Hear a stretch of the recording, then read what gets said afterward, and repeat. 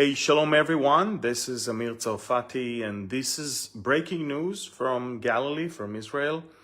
Just a few minutes ago, finally, the gag order over the story of the explosion in the Megido junction was lifted. So now I can tell you what happened.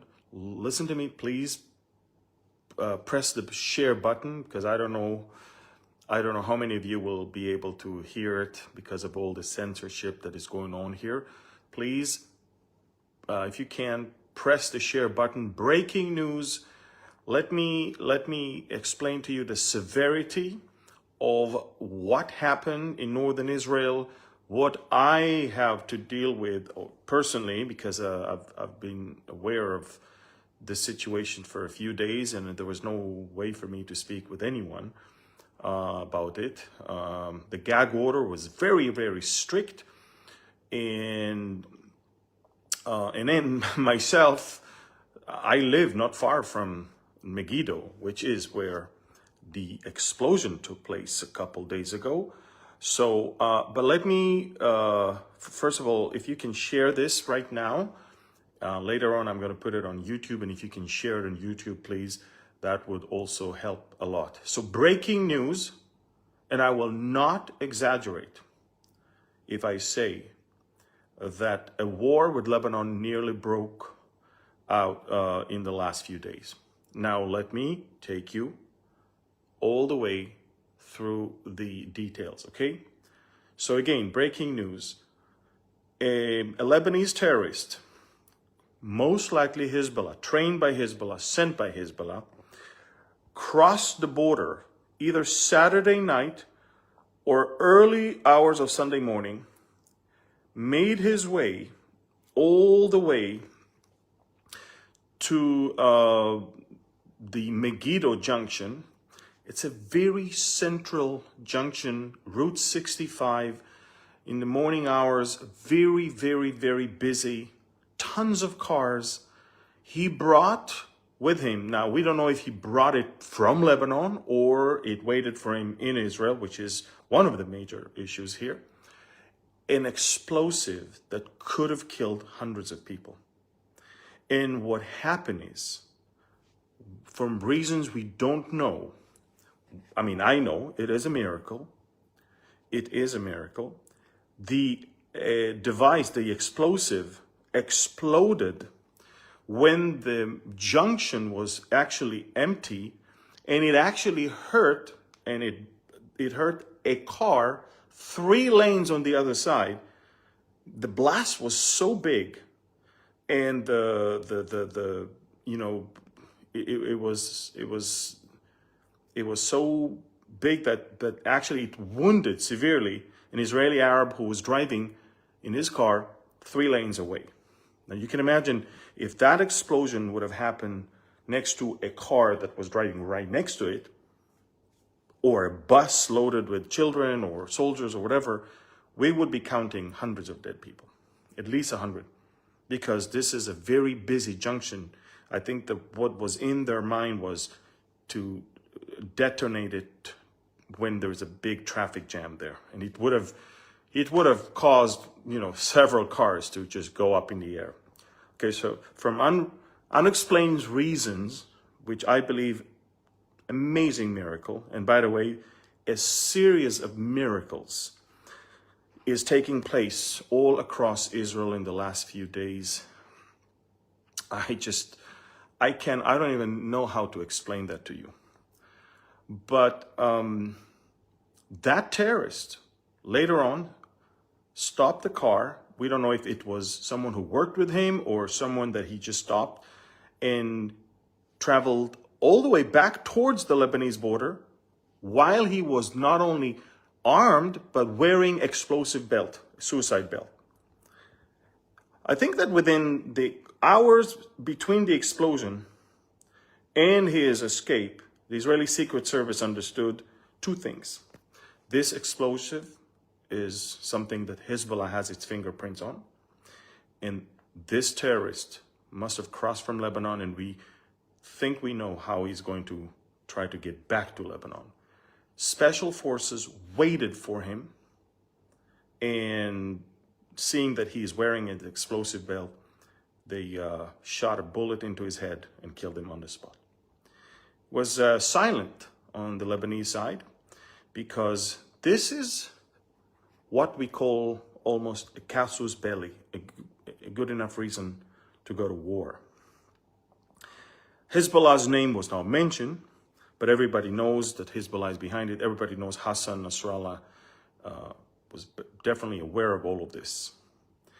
And if he was successful, he could have killed 100 Israelis in Megido and a bunch of soldiers in a checkpoint while exploding with his explosive belt. Had that happened, we would have been now deep in a war with Lebanon right now. This is exactly why I was asking people to pray and why I was telling you there is a delicate situation, because there was a manhunt to find him. You can imagine, you don't know where the guy is, and you don't know if he has another powerful explosive and what is going to happen. He was armed to his teeth, and look, that's what happened. Thankfully, he's dead. It's kind of something that came to an end, but big questions are now to be asked. How did he cross the border? 1. Did he have some Israeli Arabs that helped him? 2. Who supplied the explosive? Because it's hard to believe that he carried the explosive all the way from Lebanon to the Megido junction. Why wouldn't he do it right next to the border? Well, so that's another thing. And of course, who helped him, driving him to and from? So these are questions the Israeli Secret Service is working on. No one in Israel dares to say that it is a Hezbollah thing, because if you say it, you have to act upon it. The last thing Israel needs right now is a war. But if you ask me, it is actually the first thing Israel needs right now. Look, I don't know if I can tell you that, but this, I will. Israel right now is being perceived as weak because of all the protests and all the, some pilots and soldiers are saying we're not going to join the reserves if this government will pass the judicial reform, all this nonsense. The Arabs all around us are seeing this. The Iranians, the Hezbollah, Hamas, Islamic Jihad, the proxies in Syria, the Houthis in Yemen, all of them, and of course the Iranians, all of them fantasizing right now on a world without Israel. All of them believe that Israel is on borrowed time. All of them believe that the Zionist dream is coming to an end. All of them think this is the right time. It's like hyenas that are trying to attack a lion when they see that he's limping and thinking, ooh, maybe this is the right time. The very irresponsible act of the left, of the liberal progressive left in Israel, is encouraging our enemies. And unlike before, we have never seen them so emboldened to strike and to do something big, very big. Israel should initiate something rather than respond to things. And I think that the biggest threat we have in the north right now is Hezbollah. Lebanon cannot afford a war right now. Hezbollah needs to be, I think, Hezbollah needs to lose power. And I think that whether it's in Gaza or in Lebanon or in Syria, Israel must take the initiative, because this is not looking good. Not looking good at all.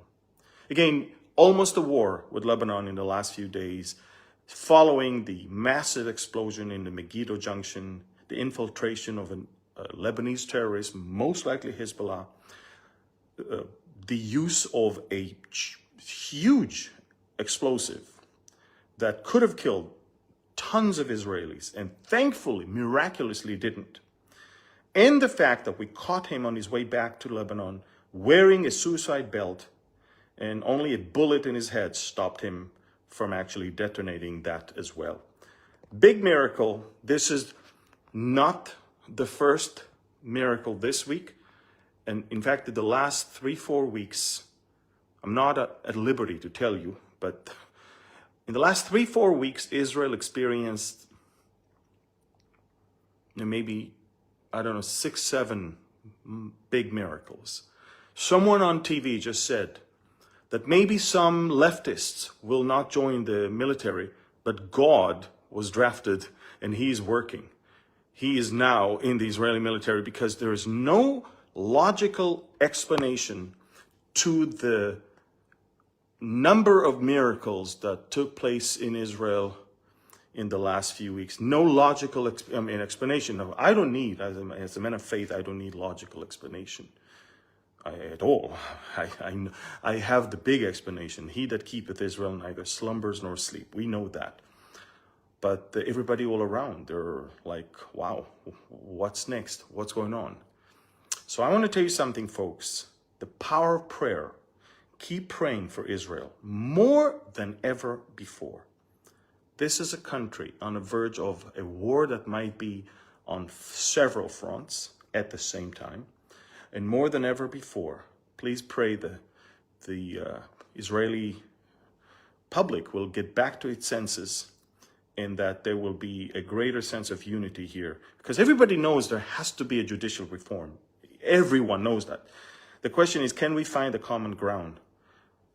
Prime Minister Netanyahu was supposed to already take off to Berlin. He's on a blitz of meetings with European leaders to bring about another strong alliance and front of Europe to restore the embargo of weapons on Iran and to restore the sanctions, because all of them have been lifted for the Iran deal that is a joke. Everybody now understands Iran is not the solution, but it's the problem. And especially now in light of the Iranian aid to Russia and Ukraine, we all know that Iran must be dealt with.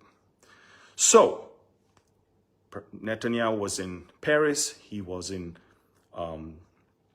Rome, he's going to be in Berlin tomorrow, and later on next week, even in London, all in the effort to bring together a coalition that will be strongly standing to restore the weapon embargo so Iran will not be, the sanctions will force Iran not to be able to sell weapons anymore. This is it, folks. Nearly a war with Lebanon in the last couple of days because of this incident that I just detailed. Please share this with as many people as you can. Please pray for Israel. I'm on Telegram. This is where I'm giving most of the information. Please follow me on Telegram. And this is where you will get 24/7 news. Okay? Thank you. God bless you. Share it. Push the share button on the Facebook one and on the YouTube and Twitter. Thank you. God bless you.